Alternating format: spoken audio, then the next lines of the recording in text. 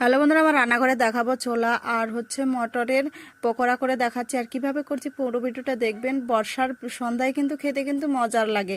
প্রথমে আমি মিক্সচার দিয়ে দিয়েছি কাঁচা লঙ্কা, আদা, রসুন আর একটু জিরে দিয়ে মিক্সচার করে নিয়েছি সুন্দর করে। এখানে চালের গুঁড়ো দিয়ে দিব আর একটু জোয়ান দিয়ে দিব। এখানে লবণ, হলুদ আর কালো জিরা আর একটা ডিম ভেঙে দেবো।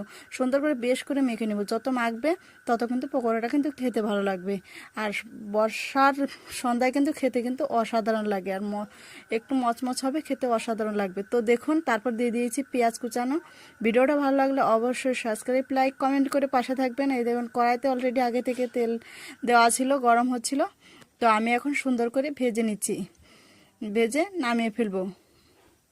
একবারে গরম গরম পকোড়া কিন্তু খেতে কিন্তু অসাধারণ লাগবে। তাহলে আপনারাও এরকম বৃষ্টির সন্ধ্যায় বানিয়ে ফেলুন গরম গরম পকোড়া, খেতে কিন্তু ভালো লাগবে অবশ্যই।